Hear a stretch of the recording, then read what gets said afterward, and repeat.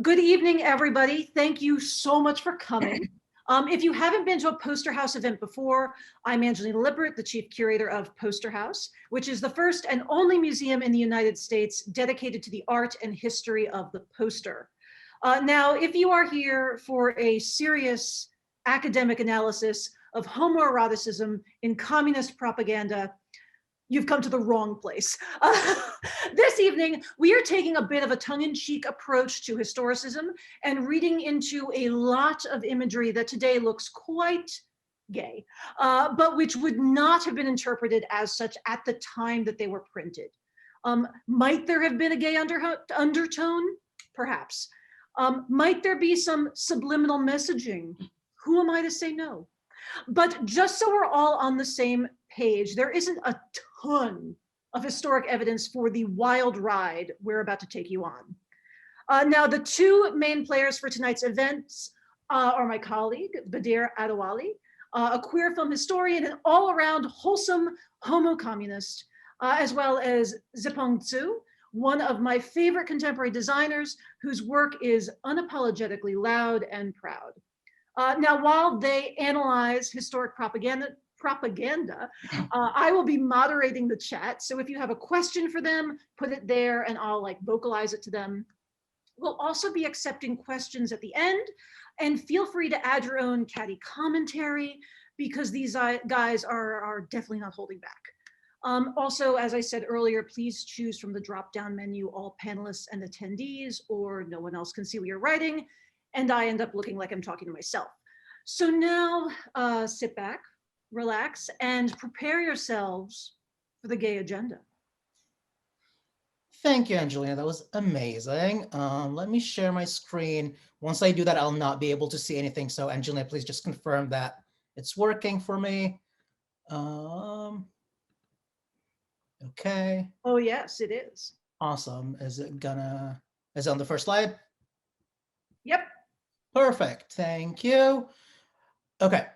So as Angela was saying, this is not very accurate historical take on these homoerotic posters that you will see. However, once we started putting them together, we thought a historical context of what was going on during that period of time between different countries and how communism and capitalism and fascism were fighting it over was very important. So we'll begin with this one. The name of the program is The Gay Agenda, Homoeroticism in Communist Propaganda. This poster is obviously fake. That was never there.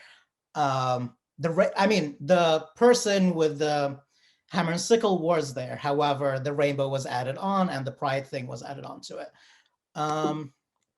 So we're beginning with an intro to homosexuality and communism. Now, these two lovely homos are Marx and Engels. Those two are like the daddies of the daddies of communism.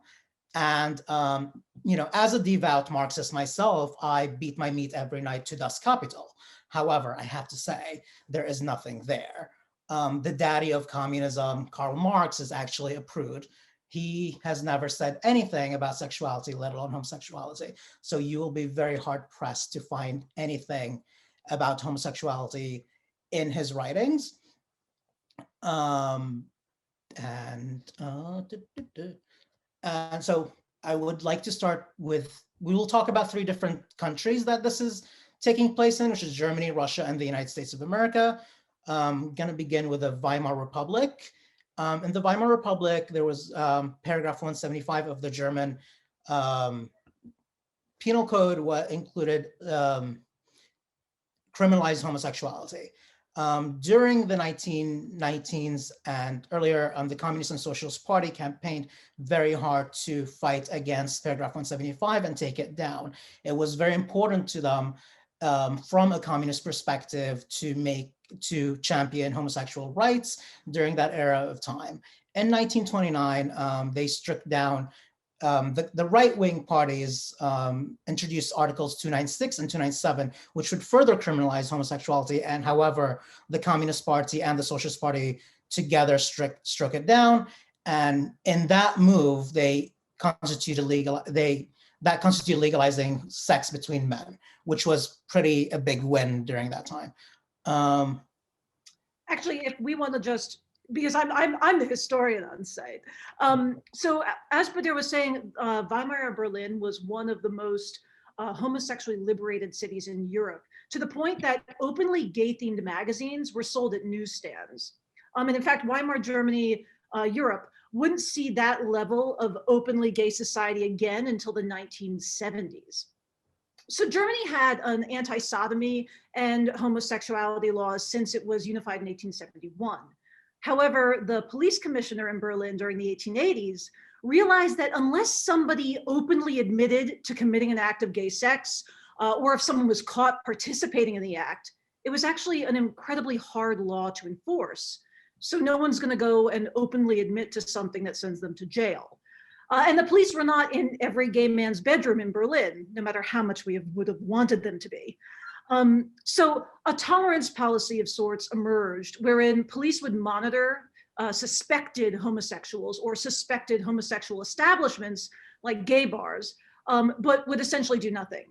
So this is rather public gay life emerging in Germany, where you could socialize pretty openly. So drag balls became a really big thing, gay bars, other social areas that homosexuals could meet. And this is decidedly different from everywhere else in Europe. So that's how you get a proliferation of gay culture in Weimar Berlin. And this is the poster next to the slide is the KPD, which is the Communist Party's poster. And I feel if you look at the details, I really like that there's a working class man in red, and he's going to, like, down with the system. And if you look under number 3 here, you will see a small caricature of Hitler, which he should be snatched very soon. That was like one of my favorite posters from that era, from the Communist Party and the Weimar Republic.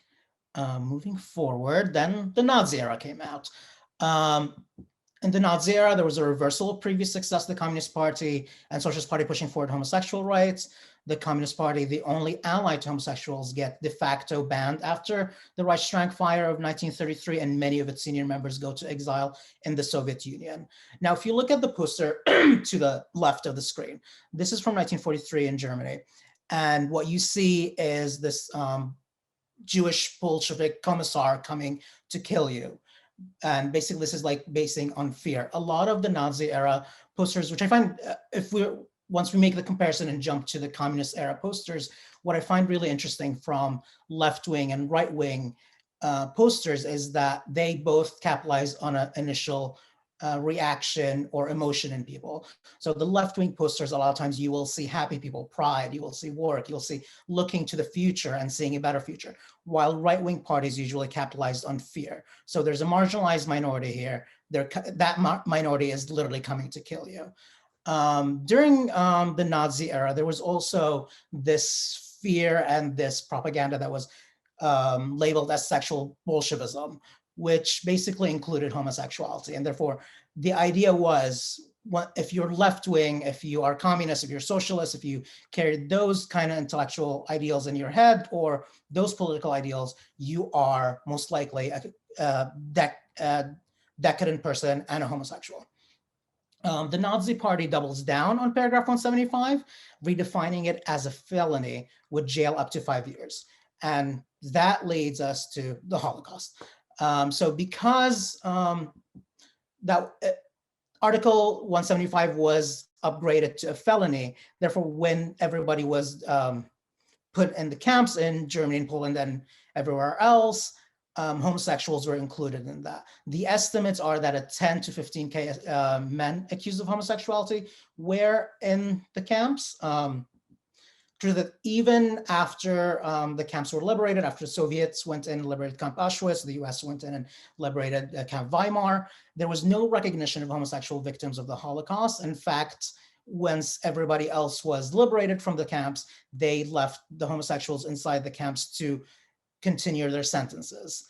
All of this I included in this because it produced this poster, which is, in my opinion, the most iconic and defining poster for gay LGBTQ activism, which is the Silence Equals Death poster. And if you look at it, it just takes this triangle, which was the Nazi symbolism for homosexuality. And it's a very simple poster in its design. However, it's extremely loud. And This was used by the Silence Equals Death project in USA at the 80s. ACT UP used it very heavily. And if you want to go on our Vimeo page, there is actually a talk especially about this poster with Avram Finkelstein. Salvador or Angela, if you can put the link or Vimeo on our chat, that would be amazing. We actually have a question, Bader, from the audience. Were women ever included in those marked as homosexuals during the Holocaust? I'm not sure. I actually do know at least half the answer to this question. I think go ahead, sorry. No, if you feel free. I'm under the assumption, and I might be completely wrong here, that the code did not include women. Like that. I believe there is documentation of women being sent to camps for lesbian activity. I believe the Jewish Museum just is in the process of completing a book on Holocaust portraits, and one of the people included that is a woman who survived a camp with her present-day wife. However, generally lesbians were not targeted as much as gay men, because women were still able to birth babies and create the ideal Aryan race. So you could like re-educate a woman outside of a camp and use her rather than put her in a camp. So that's the general gist of it. That is very Margaret Atwood, yes. Okay. So after all this happened, East Germany and West Germany split, and there was the Berlin Wall. And the reason why we are talking about the Berlin Wall is that this specific art that was a mural on the Berlin Wall, My God Help Me to Survive This Deadly Love by Dmitry Vrubel in 1990, is the most iconic art that came out of the Berlin Wall as total. This specific mural was taken from this historic kiss, which was coined Socialist Fraternal Kiss between Soviet Union General Secretary Leonid Brezhnev and General Secretary of the Socialist Unity Party of Germany, Erich Honecker, during the 30th anniversary celebration of the foundation of the German Democratic Republic as a communist state. So a lot of people looking at this will make the assumption that communists are gays. They're, look at what they're doing. They're sissies, they're et cetera, et cetera. And so that ties in a lot of that current that was going on, saying that tying communism with homosexuality. And if you notice, this image per se, this work of art is still reproduced in our political arena, where you even saw pictures of Putin and Trump recently in this kind of scenario. Moving forward, now moving back in time, let's go to Russian Revolution. This is Vladimir Lenin, who draped in a rainbow right here. After the Bolshevik Revolution in 1917, the first communist government of the Soviet Union abolished all oppressive czarist laws relating to sexuality. Therefore, legalizing homosexuality, divorce, and abortion was a thing there. And that created a very up and living gay community in some of Russia's main capital cities, which was also just almost in par with Germany, but not even quite. And then there's one of the most famous homosexuals during that time in the Soviet government was Georgy Chetrin, who was openly homosexual Soviet politician. He was the People's Commissar for Foreign Affairs between 1918 and 1930. He brokered the peace between Germany and Russia during that time. This man was openly homosexual. Everybody acknowledged that, and he was very open about it. However, towards the end of his time there, the communist attitudes towards homosexuality start shifting. There's a different current happening. There's a different attitude coming up. And before the end of his career, Chetrin is sent to Germany to cure his homosexuality, actually, and that's where he resigns from his office. That is after 12 years of serving. So what is going on? What is changing here? Just to give a comparison, according to Lenin, when Lenin would speak about homosexuality, and not for him, was like he did not view homosexuality as something that would make you a bad or a good worker. So therefore, it did not matter in his worldview whether you're gay or not. However, this fuckboy from Williamsburg shows up. So Joseph Stalin regime, when he came into power, they recriminalized homosexuality in 1933. So that window of that 20 year window of time just goes out of the window. Homosexuals are criminalized in the Soviet Union. They're looked at subservient and enemies of the enemies of the state. You would think, well, what is going on? What is the idea? Why this new fervor against homosexuals in revolutionary Russia? So a lot of it was that it's the view at that time, there was a strong moral current going on, and the view was the homosexuality is a bourgeois decadence. So you are homosexual the same way that the capitalists and fascists in Germany viewed communism as a reason for homosexuality. People in Russia started viewing homosexuals as a result of capitalism and fascism. So this poster was just introduced to me recently by our chief curator, Angelina Lippert, a couple of weeks ago. And since then, I became really infatuated by it. And it really does capture this homosexuality as a fascist tendency very well. What you see in this poster is a swastika. That swastika has leggings and heels, and the face is Joel Grey in drag. And it's just the gayest swastika ever. And this was a cabaret film poster from 1973 Poland. Angelina, do you have anything to say about this poster?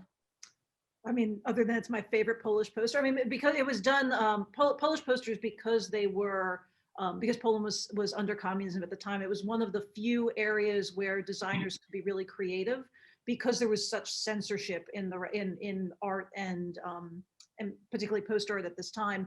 So a lot of these things are undermining the government through symbols that would not be obvious to those who were in charge of censorship. So this poster would not have necessarily read super gay. They would have assumed that image is Joel Grey and not Liza. They would have assumed the image is Liza Minnelli and not Joel Grey, which up until a few years ago, I always thought it was Liza Minnelli. I mean, so offensive to Liza, but you know. I know, poor Liza. But yeah, so Polish posters, if you ever want to look at interesting versions or really, really creative interpretations of film, just Google like Polish movie poster and then your favorite movie. The one from Midnight Cowboy is better than anything we ever produced for Midnight Cowboy. So, Some Like It Hot is really good. And Sunset Boulevard. Yeah, Sunset Boulevard's fabulous. Those two are just gorgeous. Cool. And then so moving to this side of the pond, we had McCarthyism during that almost same period of time. So during in the United States, there was the Lavender Scare. Those two on the left are Joseph McCarthy and Roy Cohn in 1954 during a lot of the McCarthy's hearing in the Senate. Homosexuals in the United States were labeled as communist sympathizers, if not flat out conflated with homosexuality. In 1953, Eisenhower signs Executive Order 10450, which designated homosexuality as a security threat. This kept going on until Bill Clinton introduced Don't Ask, Don't Tell in 1995, which still did not legalize anything. It just told people that it's okay to be closeted.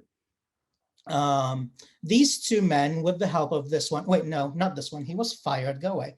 With this one, actually, Our Pride and Joy, transvestite extraordinaire J. Edgar Hoover, who was the founding father of the FBI. So those three men, Roy Cohn is also a closeted homosexual. He died of AIDS in the late 80s. These three men together were responsible for firing scores and scores of men and women from their jobs and labeling them gay and communist throughout that era in United States history. Actually, I have there's an interesting parallel between what you're talking about with McCarthyism and stuff that was happening in Weimar Germany in the, let's say, well, not even necessarily Weimar Germany, just Berlin in the 1890s through the 1930s, I would say. So there was a department in the criminal justice system called the Blackmail and Homosexuality Department.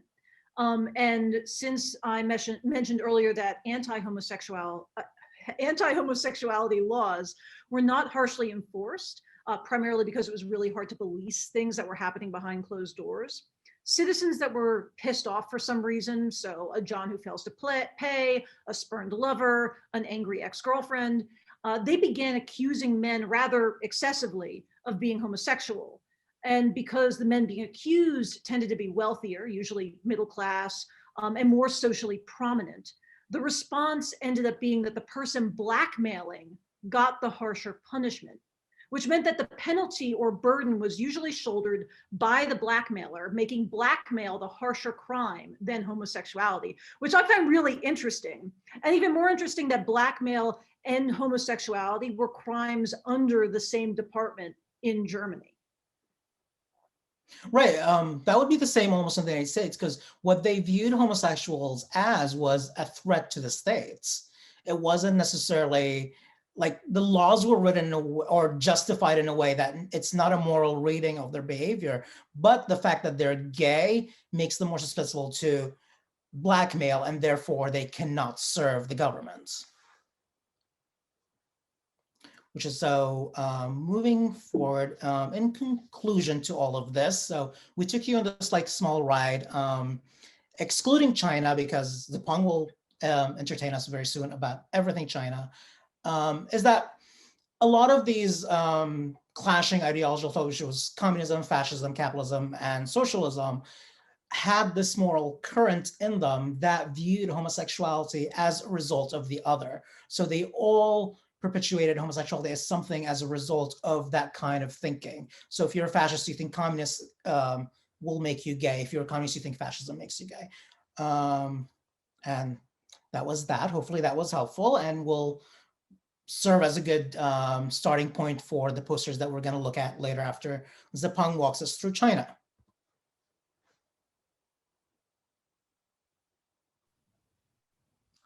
All right. Hello, everybody. I hope you're ready. And just shout out to all my fellow Gaysians out there. I see you. And so I would say I'm going to go as much as possible before my home country strip away my citizenship. So you can either strap in or strap on, whichever you prefer. Let's go to the next slide. Sorry. Okay. So this is just a shout out. If you speak Mandarin, if you speak Chinese, this is the word gay, and which I'm about to go into a little bit. But this word meant so much to me because it meant so much to me, not because it you know, I am gay. It's because this is actually a communist term in China. And let's go to the next slide. I can explain it a little bit more. So in Chinese, you usually combine different letters together to form words, just like English. However, each letter has meanings on its own. So the first character is tong. Tong means same, unity, and then 志 means the same, means goal or will. So when you put them together, the Communist Party use it as the term comrade because you have the same will and the same goal. However, that being said, this term was widely used throughout the party because it describes whoever that's within the Communist Party, whether you are man or female, old, young, rich, poor, what rank you're all comrades to each other. That being said, that term has slightly fallen out of common usage because we're not at war anymore after our country has established. Therefore, that term later on got coined by the queer, the LGBTQIA community in China, especially in Hong Kong and Macau, because they have the same will as well, or the same goal, depends. I would say one thing, so think about this word as, so we have the word homosexuality in Chinese, but that word actually comes out very derogatory and then very condescending. Therefore, this is sort of like the more community acceptable term. It's, you know, it's kind of like, you know, homosexuality here versus gay, but then the original word, it was just like, it sounded like they're very judgy. It's strange. It just describes what it is, but somehow comes off very, very wrong. That being said, the beauty of this word is because it's gender neutral. So if you're gay, it's female 同志, it's male 同志, and if you're lesbian, it's female 同志. So it's we just add the gender in front of it to differentiate what team you're really going for. But to be honest, like we all know. So let's be real. And that being said, I would love to show you a footage from one of my favorite movie ever, Farewell, My Concubine.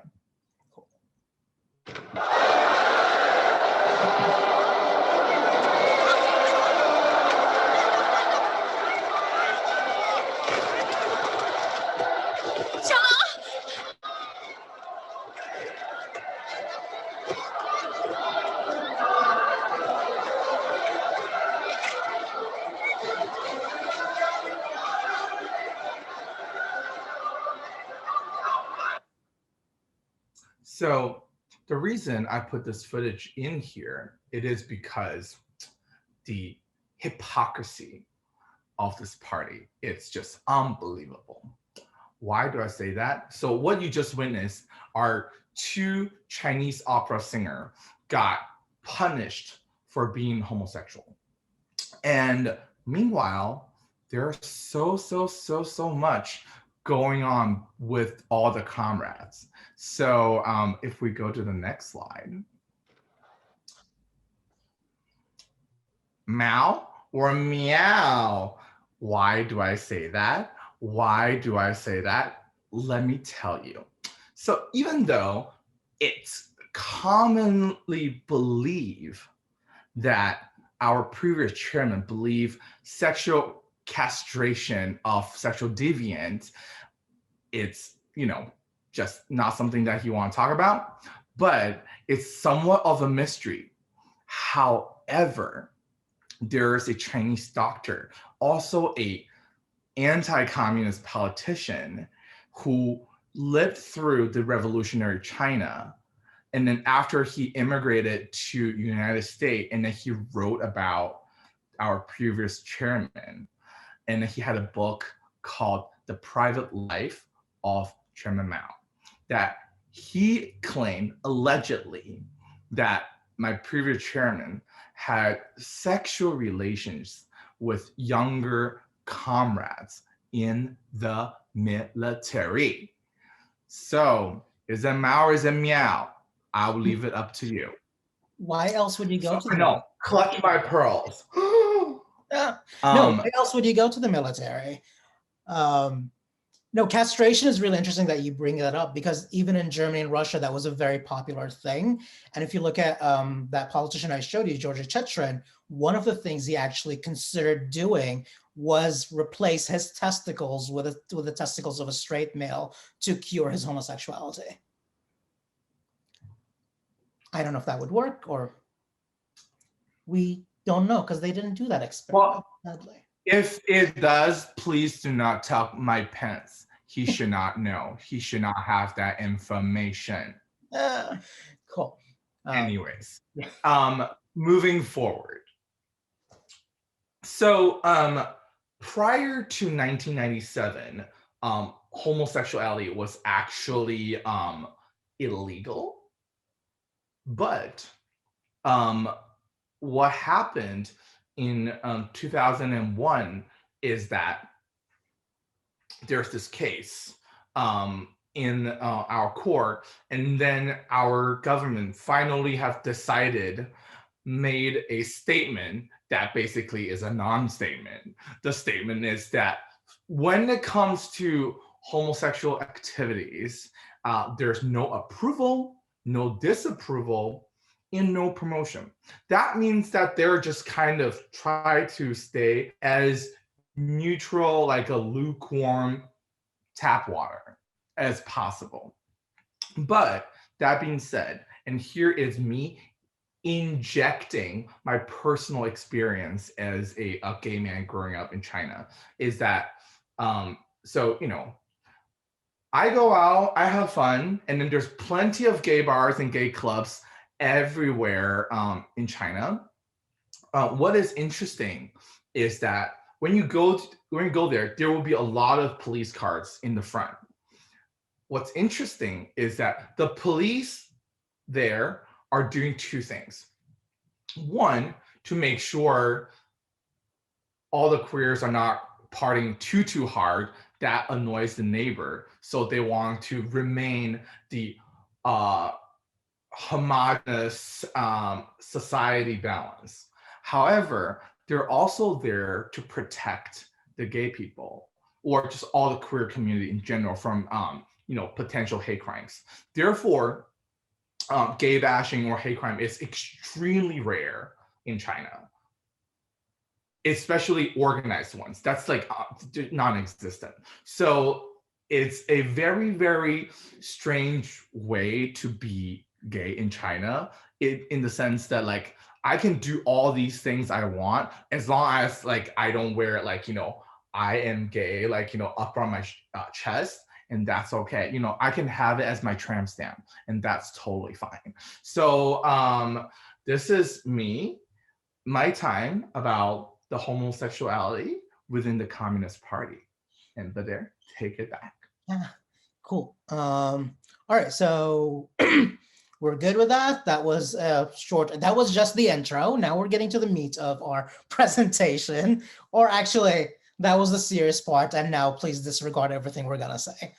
To begin us, we decided that we will pick some corresponding images from capitalism that was happening during the same time that will give you an idea of how these images existed in our society as well, without them.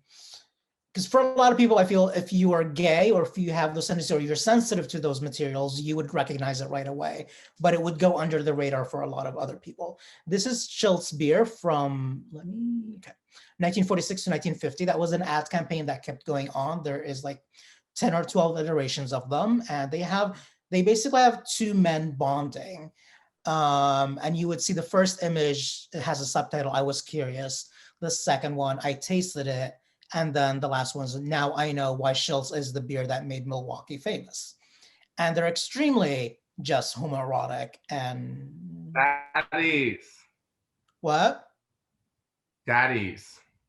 Are they daddies? So many daddies. They look too young to be daddies, no? Daddy is a state of mind, okay? Like, I would like to consider myself a daddy in the making. I'm like a young daddy, you know? I was gonna say they look our age as a punk. Okay. That's a stretch, but all right. Cool. So let's move forward from this. This is going to be our first actual communist poster of the night, homoerotic communist poster of the night. We're talking about military camaraderie, and it's one of the earliest ones, actually. This is by Victor Krupski. No, please continue. Sorry, I'm just 1939. The title on it says, "Our Army is the Army for the Liberation of Workers, Stalin." And this poster specifically was when the Soviets went and quote unquote liberated Ukraine and Eastern Poland. And this is a peasant worker welcoming the Soviet, our military guy, with giving him a French kiss, because that's what you did back in the day.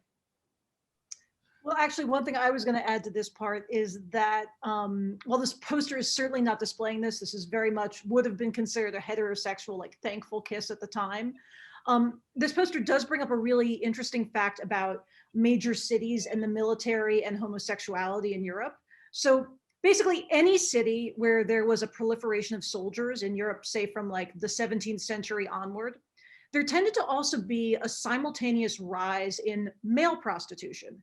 And this tended to happen because soldiers, and I'm talking about like the lowest ranking foot soldiers, they're paid nothing, and they were treated horribly. So a rather surprising amount, and there is like academic research on this, a rather surprising amount turned to prostitution on the side as a way to make extra money. And this is pretty academically documented, as I said. And my favorite book on the topic, if you want to know more, would be Robert Beechey's Gay Berlin, which touches on more than just that city and the general evolution of homosexual culture in Europe.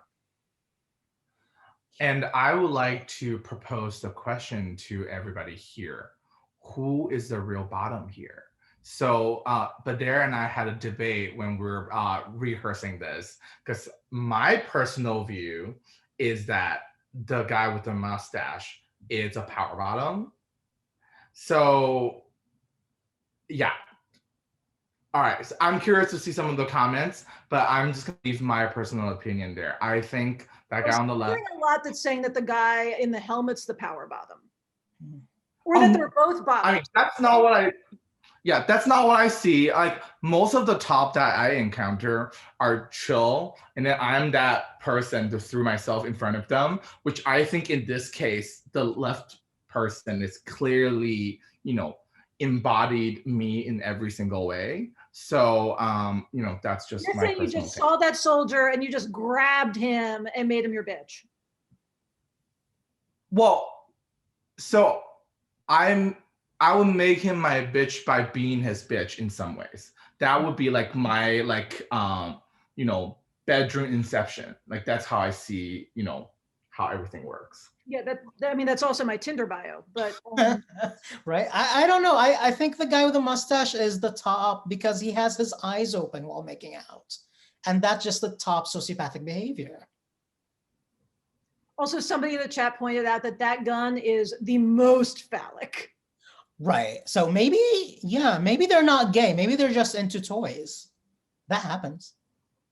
But like, okay, I personally prefer something that's thicker than something that's pokey. Like I do not like to get poked. None of us like to get Just Oh, that's why Facebook ruled it out. no poking. All right. Uh, I don't think anyone's thought about Facebook poking in like 15 years, but they're right? in that back. So moving on to the next one. Okay, this one, it's obvious who's top and bottom. There's no debate here, sadly.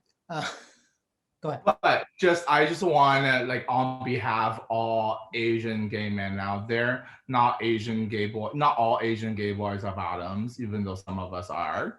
And that being said, little translation. So on the top of the hat of the Asian boy says Chinese People's Liberation Army. And then at the bottom, it says the friendship between the people and military of China and the Soviets, it's being celebrated. And that's what that bottom is saying. So, yeah. That's the bottom saying that, or the bottom of the poster? Bottom of the poster. We also want to liberate our bottom.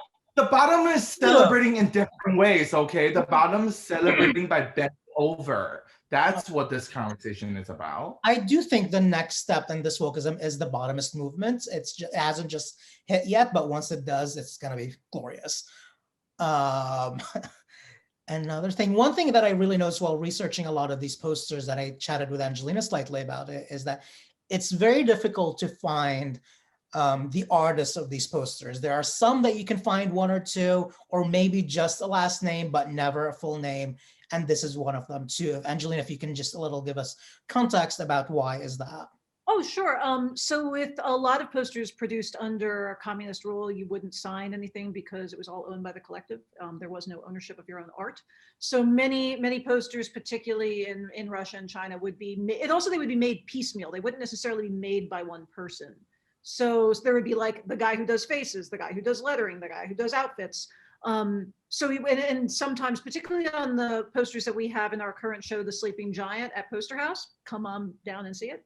Which includes this one. Yeah, go see it. Yeah, you can see that poster in the reel. The posters are usually signed by a studio. So we'll say like the name of a studio and attribute it to that. And we don't necessarily know what artists were involved in that studio or how many. So that's generally communist posters. In Russia, it would be post-Stalin, under Lenin, there was still like ownership of your own art.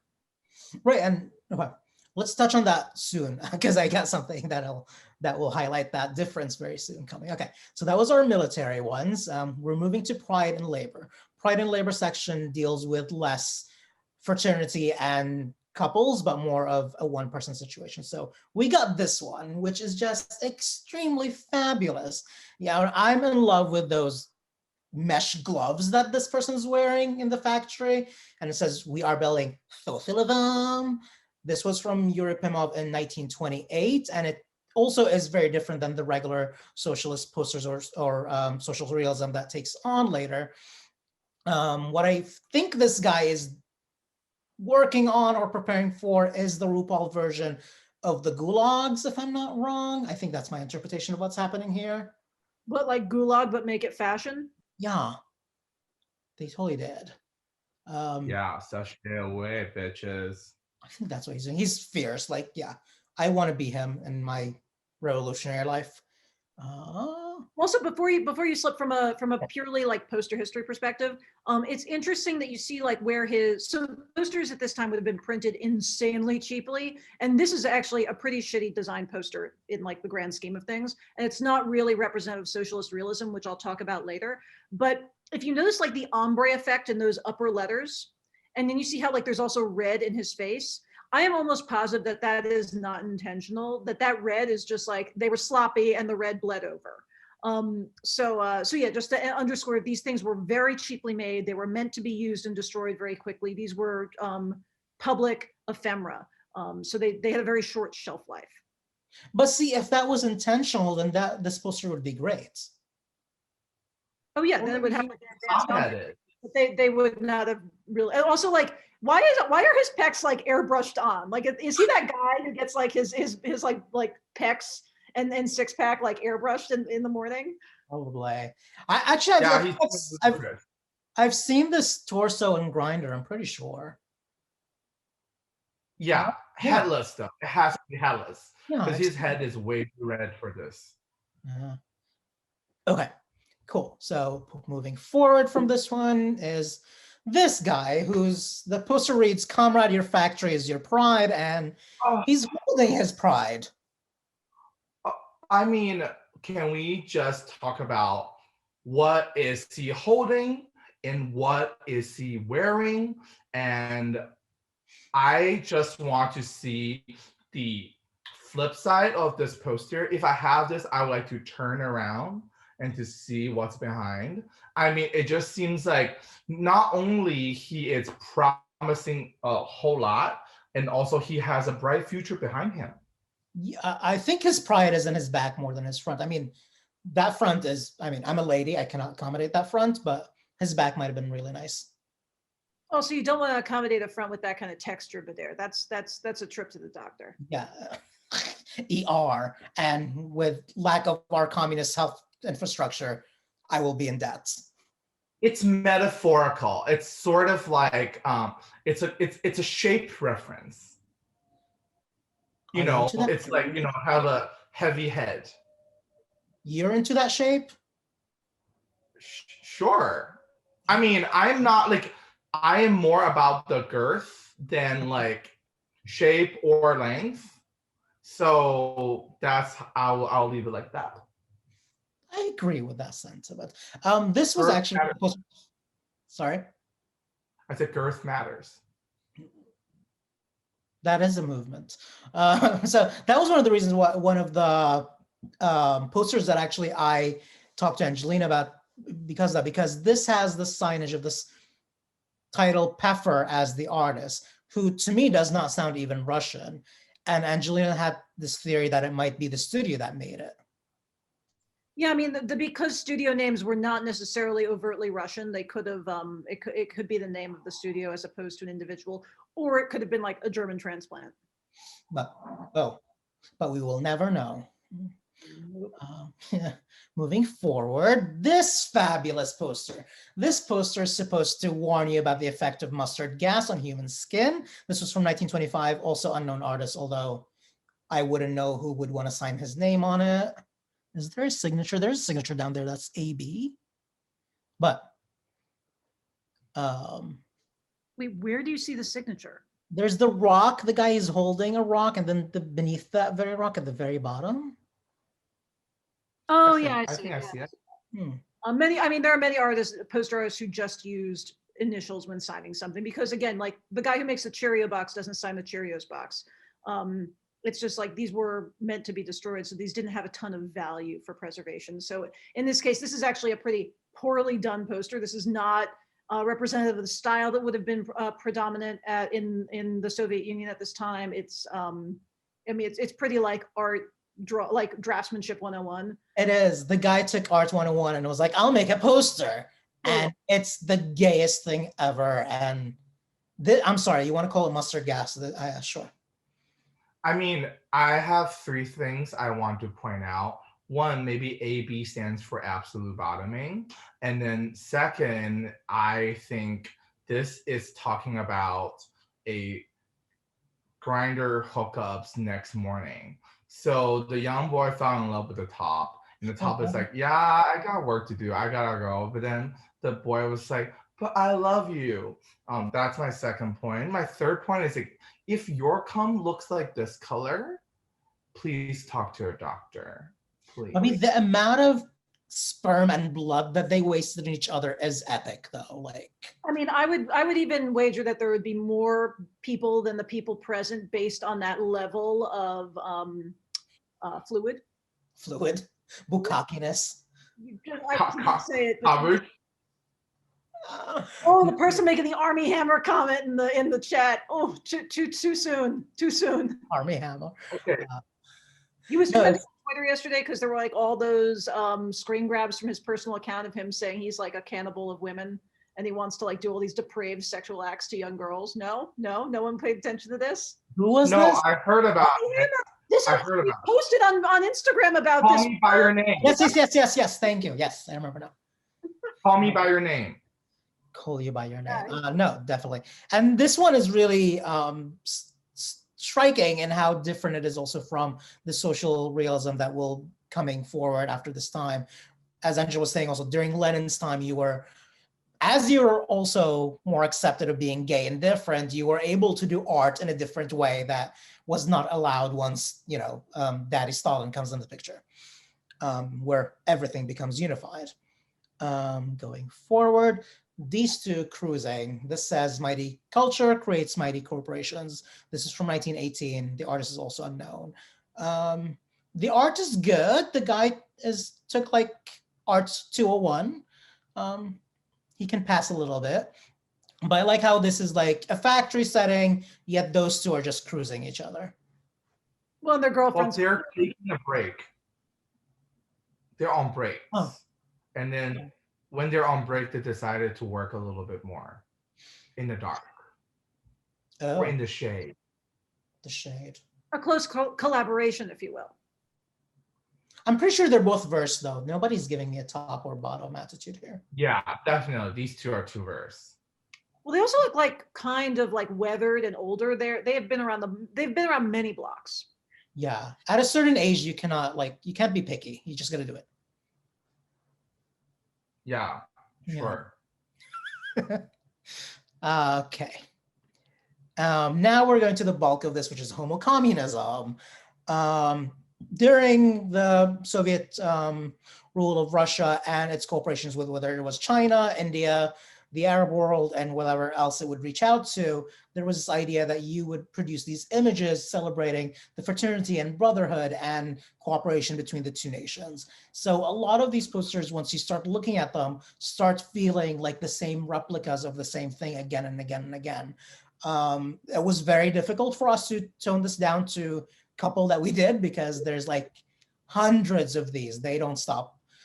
You can just go days looking at them and they're all fabulous. So you should in your free time. We'll start with this one. Long live the friendship union between the Soviet Union and China. This is from 1959, it's fabulous the way those two are designed and holding hands. There's love doves there. There are apples that look like Georgia peaches. It's everything. Yeah, and then like there's a few things I would like to talk about first. Let's just recognize how gay those doves are. they got swirls on their body. I'm like, okay, I see you. But then I look down, I'm like, look at these guns. These arms are so thick that like I would like to just write it. Like, I don't know how that would work physically, but I would like to Maybe write you're these into arms. girth, so. Yeah, I know. Girth matters. And one other things that I would like to mention is that, yes, somebody said the next. Yeah. Next is possibly a thing for me, but not arms is a little bit more. But I also want to like let everybody notice the tree that's intertwined behind. It seems like, you know, a semi-hard swordplay, you know, that you can do in your backyard, which strongly recommend if you have the gift. That being said, it's one of the few posters that are oddly symmetrical during the time period, and then this is extremely colorful. Like, it's really rare to see a communist propaganda art from that era that does not flood with red. This red is so subtly only around the border. Everything else are so bright and so colorful that is just such wonderful. And I would say I actually purchased a replica of this poster when I visited the propaganda museum when I was back in China. Yeah, so I have a a copy of this, and I'm dying to go to that museum in Shanghai. That's like my #1 travel after COVID. I'm going to that museum. Come with me. You can Yeah, stay. You can totally. stay with my family. Love it. And those posters are like, you can buy originals for really cheap, which is great. Not really. No? What? I'm like, really? Define really cheap. You mean like $1,200? No, but you can get like original, authentic Cultural Revolution posters for like 90, 100 bucks. Not. I mean, you can get the reproductions. The even the ones from the 70s and 80s would still be like $300. That's still kind of cheap for the price of the Totally cheap in the poster world. Right. Next Like is like, thank you. I'm like, yeah, they're not that cheap. okay, sorry. Okay, now this one, which is I want to say this is the Christmas photo before the year you both divorce. The tagline says "Always Together." This is from USSR in China, 1958. So my theory is this is a Christmas photo, and then those couple divorced, and those kids are omens. Yeah, I mean that's the kid from The Omen. I mean, okay, few things. Guess who cheated? Is that Asian dude? Guess who the other person is? The photographer, because this Asian dude is not looking at the camera when this is happening. And then second, like, can we just talk about how evil these two kids looks? Yeah. They are gonna grow up into horrible gay men. And we know that for a fact. And then they are probably living in Hell's Kitchen right now. No shade towards Hell's Kitchen, but you know who you are. You know the people that you just block people for no reason on Grindr. You know who you are, and we see you. Okay. For shading anybody who decides to live in Midtown, so all for that. Yeah. No, those two. I mean, but I can't. That like little Russian kid is just looking at the camera. He's like, "I'm gonna destroy you." But I'm ready. Huh? I'm ready. Yeah. He also knows he's real pretty. He is pretty, I know. but it looks like he will not age pretty. Oh, someone's suggesting that they might be in an open marriage. They might be. I think that is more like Williamsburg in the early 2000s, or now still. I don't think that was happening in the 50s. In the 50s, you were more about like the nuclear family. And also, like, Asians don't do open very well. We don't do that. Yes. Ownership That's is very important. That's Second one, there's this one, which my theory is this is their wedding and they're like, sign my wedding registry. And I mean, at the look at those muscles, you have to do that. I mean, can they just both pick me up, like, and just like, swing me? Like, I would love to get swing. Those two are definitely both tops. Like they have never fucked each other in their relationship. They only fuck other people. And that's fine. That's why they need me. Like they can just spit roast the hell out of me. With those flagpoles, yeah. Again, I prefer something that's thicker than like that length, you know? Just Girl, FYI. that flagpole is thick. A little pokey for me. Okay. Anyways. And I was like randomly on TikTok and saw these wonderful, I'm assuming gay couple, I'll assume just we're assuming with everything else, reenacting this poster, which I thought was super cool. And you can see it here.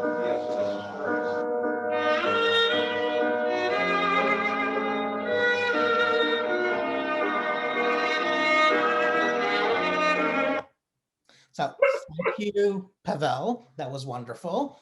If anybody knows him, please tell him we talked about him. Yeah, same thing with the poster. Was like, really, you cannot choose who's, they're both tops, I think. Also, how do we do that with other posters? I kind of want to like do every poster I see now. There is a movement on TikTok with that. Like a lot of people reenact a lot of art like that. So I'll Can I volunteer? Yes. I want to be a part of it too. You should. Yes. We will connect you with them right after the Zoom.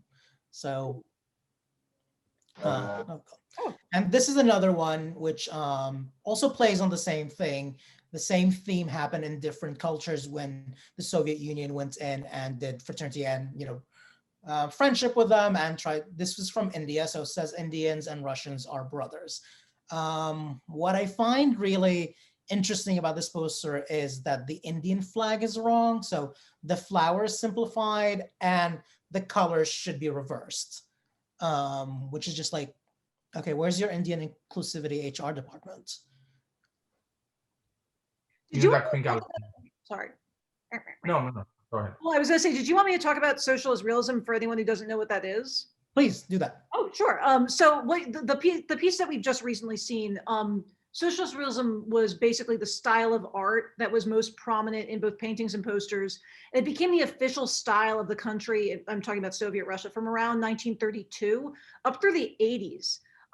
So figures that were presented in a socialist realist style are almost always the peasantry or the proletariat, as it were. And they frequently were accompanied by whoever is the leader at that time. So Stalin, Mao, and all of the figures are always like healthy, hearty, very muscular, rosy-cheeked daddies, if you will. And they either are like insanely happy with communism, or they're like ferocious, depending on the tone of the poster. And because of that, they always have a general style that looks the same. So they can be really bland if you see like a room of 1,000 of them. They're also like so sterilized and removed from reality. Like, so if they're in the field and they're working, their clothes are spotless. So like the realities of starvation, poverty, even just being like tired from working all day, that does not exist in the socialist realist world. And that's why it's less socialist realism and more like socialist idealism, in my opinion, because it's all about preserving the ideal utopian reality of communism. Yeah. Right. And it's a reality that rarely, if ever, was experienced by any of the citizens that it was being presented to. And because this was the only approved style of art in major communist countries, it means that other art movements or artistic freedoms did not really exist. So if you were going to be subversive, you had to be subversive within the rules. And that's why you fuck up the Indian flag. Yeah. Gotcha. Cool. Moving forward. So this is another version of it. This was done, this moves a little bit forward with the art, I feel, than what was more common, maybe a little bit before it. And this was done when the Soviet went in and helped Egypt build the Aswan Dam. The poster on top says, "We are loyal to our friends and we always help them fraternally and altruistically." The artist also, this is signed by an artist, Joseph Efimowski in 1964, which is also like a big cartoonist during that time. He has a lot of stuff that you can look up and see. Now the Russian in pink overalls, love it. But also pointing out that this is supposed to be in partnership with Egypt, and the guy portrayed here doesn't even look half Egyptian. He's just like a stereotype of an Arab. But they're exchanging flowers, which is sweet. but like we all know these flowers are just a very, very simple and cheap plot before they cut to the real subject of this. They'd be like, oh, these flowers are for you. And then the other guy in the ones is like, oh, thank you. Smells great. And then throw it away and then start making out. Like, that's my impression. Like, they just need to give us a little bit of a plot so to let us to go from there, you know? Also, look at the ass of the Arab guy. I know. That's all I want to talk about. It's happening.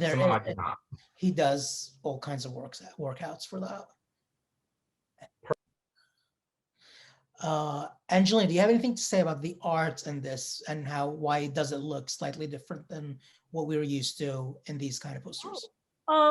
Sure. So this is like 1960s though. So this would have been more influenced by the West. So like, if you look at that font, that's like the font from Schoolhouse Rock.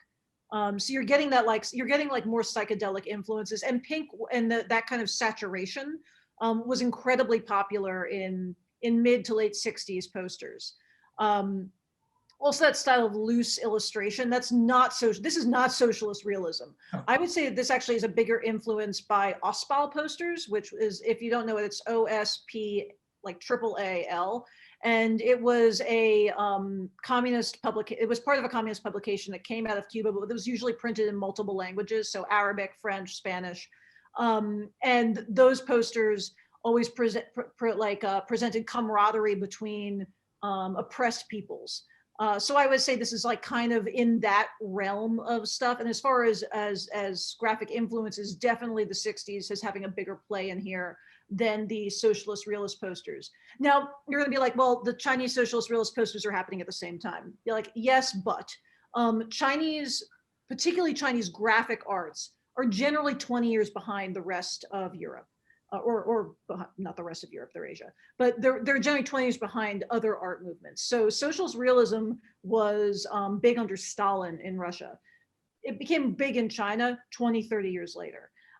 So at this point in time, Russia is definitely getting influences from psychedelic art, from mid-century illustration, which China would not have had as an influence yet. That would like happen in the 90s. So there is that like lag that's really interesting. If you look at our show right now that we have up, the posters from the 20s and 30s, they look like European Victorian era posters, not Art Deco. So yeah, I find that really interesting about that lag. No, totally.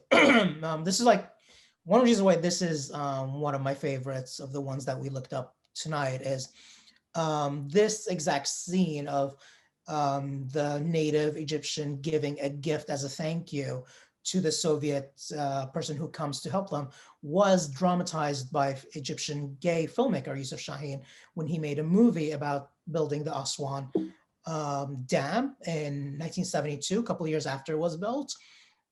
In this movie this movie was produced by the USSR and the Egyptian government. When it was done, the production ended. Both countries banned it. They were like, what the fuck is this? This is not what we told you to do. However, the Egyptian government was like, okay, if you made a different cut of it, we will show it. And surprisingly, the edited Egyptian version shows you more of the gay love relationship than the original version that Yusuf Shaheen did. And I want to show you a scene of it where you see that exchange of the gift as gratitude between the two men and the bonding that happens. And I'll say, here it is.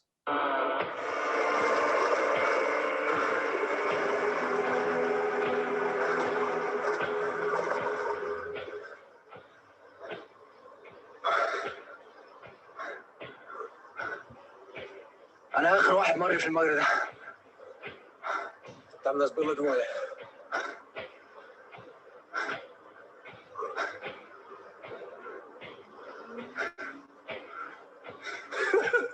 Теперь мы попали в историю. Ищи меня на втором генераторе. Спросишь Николая, любой скажет. Николай, барак. Барак?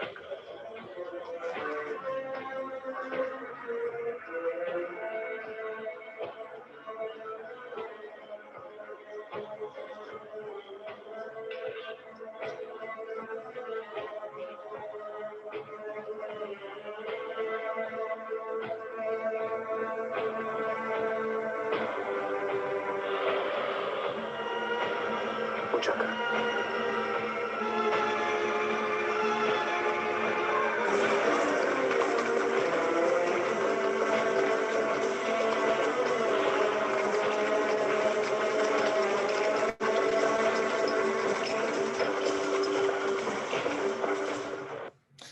Yeah, so what I really love about this at the end is that they both run off to this sunset. It's just like extremely poetic. And what I also like about it is like this is almost like just a literal translation of these posters where those two men do not speak each other's languages, but they love each other and they exchange a gift and they are just fraternal. I mean, they speak the language of being turned on. Yes, which is stronger than language. Okay. And this reminds me so much of Stranger by the Lake, you know, which is like another gay movie. Anyways. All movies are gay, just like all posters are gay. I think we proved that tonight. As a poster historian, all posters are gay. Exactly. So to conclude all this, we're going with the communist future as gay, which is showing situational and fully, I would say, unintended homosexual situations where you have people looking to the future towards a bright gay, see, I added gay to that, bright communist future. Let's just go to it. So this one, young builders of communism go forth towards the new heights in education and labor. This is from 1934, and this is showing you a blonde Rachel Maddow and her girlfriend. Having said that, this is not intended to be two women. The first one in front is male. This is the ideal Russian male during that time. That was how he's supposed to look, like, you know, a blonde Rachel Maddow. But I like how they care about education so deeply. Passionately. That is them. We're moving to another one, which is this guy and his daddy.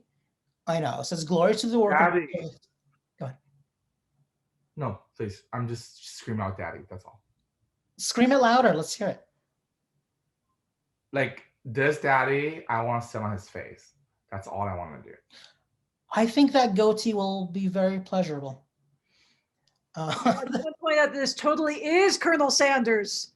That is Colonel Sanders. Hey, Yes, Colonel Sanders, gay Russian Colonel Sanders, who likes rockets. he did like rockets. Yeah, and that is actually a historical fact. In Russia, Colonel Sanders worked in the Air Force, not in fried chickens. So that was a difference between us and them. That was very popularized during the Cold War. I mean, how else will you find the secret recipe if not by extraterrestrial travel? It was the secret. That's how you get it. This poster says glory to the workers of Soviet science and technology. It's supposed to show pride in the technological and space achievements of the Soviet Union during that time. Also, he's wearing like a double wrap white blazer. He's a scientist. It's a lab coat. Is it? Yes. And the other guy is wearing the overall from the other one, but it's not pink, which is sad. So we know the story here, okay? So clearly, the young boy here is working and trying to learn from the daddy. And then the daddy is like, I will show you. And then they just look towards the distant future and then watch that fat rocket launch into the space. Girth matters. Moving to the next, and this one is actually the inspiration for the Village People. This was a tourism actually poster from 1957. It says sightseeing of Moscow. And I mean, looking at it today, they're grotesque stereotypes, but during that time, this was a very, I don't know what's the word I want to use. I don't want to say positive, but positive move towards inclusivity. Wait, is this like the gay Sex in the City movie? Oh my God, they're remaking it. Who asked for that? I asked for that. Oh God, of course. It's so totally that. But then, like, meanwhile, as like a gay person, as a you know, colored gay person, I'm like so happy for them, yet so offended both at the same time. I'm like, it is incredible how they are managed to achieve both sides in just one poster. Amazing. Oh. Yes, it's both like extremely inclusive and extremely just offensive. Wait, But which one's the Samantha?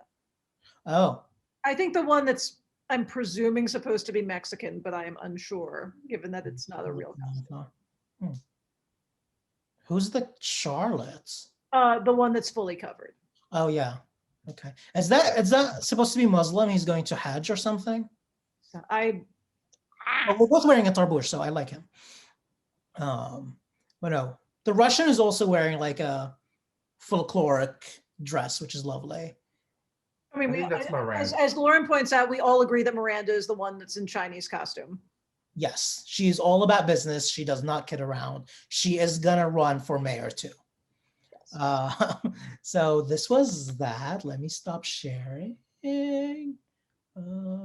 Cool. So we're back. Does anyone have any questions for our lovely lecturers?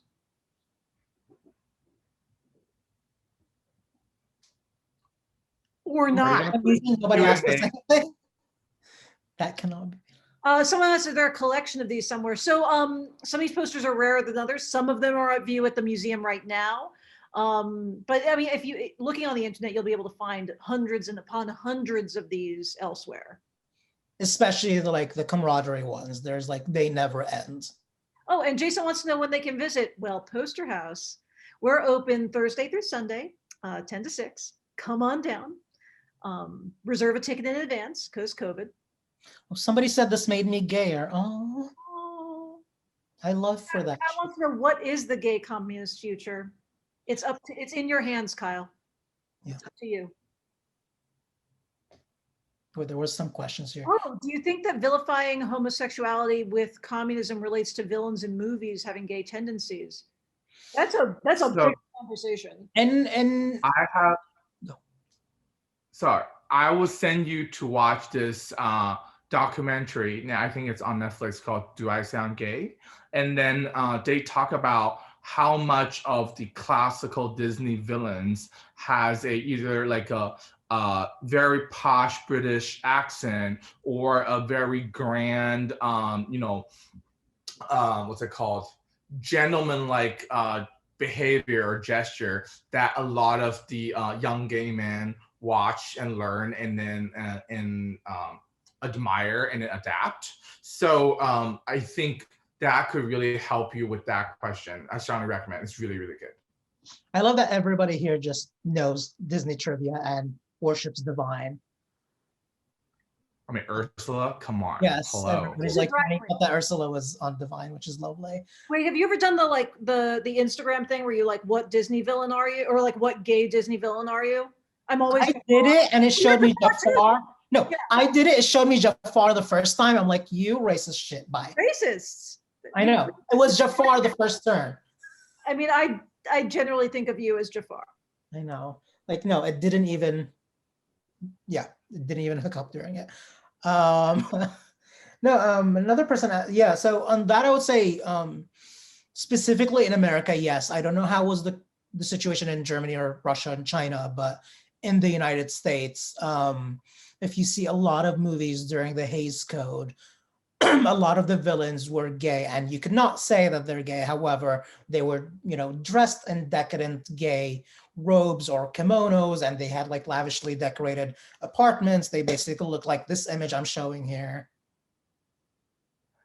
But in China, I would say it's actually, in many ways, you can get away with it, even though it is, not legalized until 1997. But first of all, like feminine or androgynous men or women are widely accepted in my culture. Therefore, like, for example, like my family at me, they wouldn't think that, oh, is he gay? Or they would be like, oh, he's just being, artistic, or he just being, fun. And that being said, how do I say this? The homosexuality is widely unaccepted in the moral standpoint within the Chinese culture. However, because the the term is not really in everybody's vocabulary, so they honestly just don't think about it almost ever until like you really bring it up, or they caught you doing something, you know. Actually, Zipeng, we have two questions specifically related to Chinese law about being gay. One, any idea about what led the Chinese government to go the path of the 3 no's as opposed to Russia's strict anti-gay policy? Yeah. And also, did China ever criminalize being homosexual? Well, like I said earlier, the like criminalized in like at what time? Because I think prior to 1997, yes, technically is. However, that line is very blurred because like there's just a lot of feminine men out there within the culture. And then like if you've seen Farewell My Concubine, the classic Chinese opera, both the male and female lead were played by men. So therefore, like, it's widely already in our culture for centuries. Therefore, the default judgment does not come, like the Western culture. We don't have that very long religious background that to make that really enrooted into judging people's sexuality. And then on the other hand, about the no approval, no disapproval, no promotion, it was because I think there was a case brought to the central government to ask about same-sex marriage, and then that was the I saw that comment. Yeah, yes. I'm laughing. I'm trying to interrupt you. BTE. So good. But like the government basically used that to basically made a non-statement statement. A statement basically kind of meant nothing. So, but that being said, like I explained earlier, it's very much, I felt like your rights, it's being protected in many ways. If you are gay in China, as long as you just like, don't go on a street and swing your dick at people, I think you should be okay. But isn't that why you'd become gay? Isn't it? Yes. Why would you be? Sorry, ignore me. I was gonna say some stupid joke. You should. That's the point of this. That is the purpose of the statement. Yes. Where's my dick swingers? Exactly. Okay, I was gonna bend over. Someone wants to know about queer attitudes, or rather attitudes toward queer folk between mainland China and Taiwan. Huge difference. So Taiwan, I would say it's the most liberal region in Asia, and then they're the first place that legalized gay marriage in Asia. And the Taiwanese gay men have like their fun is beyond wild to like, even for my standard, which is saying a whole lot. So I'm just gonna leave it there. Yeah. No, by the way, somebody in the comments says of the big bear, there's a big bear culture in Taiwan.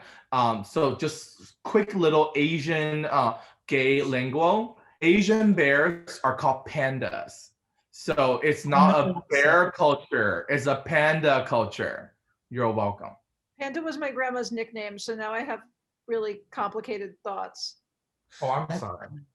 I used to work in a previous job, and I had a coworker who was Asian and gay, and he would sit next to me, and then one day he'd call himself a panda, and I'm like, are you being racist? And he was like, yes. I'm like, okay. Also, for everyone who asks who's the top in this trio relationship, I am a bossy bottom. I am not a top. So she had to make that clear because, her Grindr reputation was on the line right now. And my Grindr profile is the juicy pork buns, so I will let you figure that out. Ooh, well, that's why you need girth. Somebody's asking about how long did homosexuals stay in the camps after World War II ended? So mostly it varied. So if you got a sentence for 5 years, you had to live however was left from that. And the reality was also that when the Holocaust victims were recognized, it took at least 20 plus 30 years before they started recognizing the gay ones too, because they did not recognize them as victims of the Holocaust until a very long time. Actually, I have some like super juicy, or in my opinion, super juicy, like historic stuff about like gays in Nazi Germany, if that's of interest. Well, like, so everyone presumes that pre-existing anti-homosexuality laws were made more draconian under the Nazis, which they were, but and those laws stayed on the books till the 1960s. However, that's kind of only half the story, since those anti-fraternization laws were only introduced in 1935, and Hitler came to power obviously in 1933. So after 1935, that's when everything that could be seen as remotely gay had like a severe punishment. So all like those gay bars, all of those havens that I mentioned like way earlier at the beginning of this talk, those were all shut down. And like if a business was suspected of entertaining gays, it could be like shut down overnight. But initially, the Nazis only went after Jewish gays. And it should be said that homosexuality was largely viewed as a Jewish issue, which Bader brought up earlier as well, like that decadent Bolshevism. Because so many of like the doctors at like the Institute for Sexual Science, which advocated for gay rights, as well as abortion, birth control, and they also performed some of the earliest sexual reassignment surgeries. All those doctors were Jewish, and the lawyers and doctors who fought for gay rights were also predominantly Jewish. So being gay was seen as something belonging to them, being like other. There was also Ernst Röhm, who was the head of the Nazi militia, like the SA, and one of Hitler's closest friends. Now, he had been tried and convicted of homosexuality prior to the formation of the Nazi Party. So like it was known that this dude was gay. And there's correspondence that exists between him and his various doctors, where he's discussing his homosexuality and saying that he's proud of being a homosexual and saw no problem with it. And many of these same doctors would ultimately be killed by the Nazis for trying to normalize homosexuality. Anyway, because Ernst Röhm was known as being gay, many other non-Jewish gays in Germany joined the Nazi Party, believing that they would be accepted, because the only gays being persecuted were Jewish. And then this all kind of changed in the summer of 1934, because Hitler knew that in order to really maintain control of the country, you needed to have the backing of the military. And the military and the SA were at odds with each other. So on a night known as on the Night of Long Knives, Hitler had members of the SA, along with his bestie, Röhm, executed. And later it was said that he was executed because he was gay, but it was really just like a power play. Like Hitler needed the army. So he killed his buddy. And then Himmler came to power in place of Röhm. And at that point, that's when like anti-gay enforcement became a huge deal. So that's my little gay Nazi history. No, it's very telling, because like you get a lot of it here too. During McCarthyism, one of the biggest anti-gay US politicians ever was Roy Cohn, who was just like a notoriously well-known cocksucker who died of AIDS in the 80s. And he is just responsible for, you know, fucking over a lot of gay men and women's lives over and over again in this country. And yeah, you always wonder, like, why, when you care so much about something, why? Well, so two fun facts. Well, one, if you're interested in Roy Cohn, there's Angels in America, strongly recommended. You know, and then the most recent Broadway adaptation, it's played by Nathan Lane, the one and only. So, you know, the person I would like to be when I'm in that age. So that's that. And then second, oh my God, my head just blanked. There's something else I like to recommend. There's a documentary that just came out called Where's My Roy Cohn? That was like 2 years ago. That's really fantastic. Yes, he did help Trump a lot too. That's why there was a picture of him and Trump in this presentation. Yes, and then second thing, it just came to me. So the highest popular escort event is actually the RNC. So every time when the RNC happens, all my porn star friends all flew to wherever it was held, and because that's the night that they can make the most money. So for example, whoever put out a anti-gay bill where they made a speech about it, they were probably getting gangbanged that night to get, to compensate. Just saying. Whenever there is RNC convention or whatever, Grindr just turns to like blank profiles. I mean, for every action, Yeah. there's an equal and opposite reaction. Anyway, unless there are more questions, we're actually hitting the hour-and-a-half mark. So I'm going to say thank you to everyone for coming this evening. We really hope you enjoyed the gay agenda. I know we're all big fans of the gay agenda. And if you have any additional questions for our speakers, Salvador is going to put their Instagram handles in the chat, and you can reach out to them directly. Alternatively, you can email info@posterhouse.org with any follow-up questions or any comments. We love compliments. And if you want more of this type of programming, that is the best way to let us know.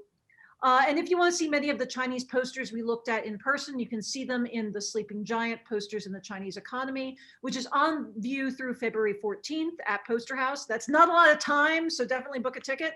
And we are open Thursday through Sunday, as I mentioned earlier. So thank you, everybody. And email us with your suggestions, wants, and desires. Mwah!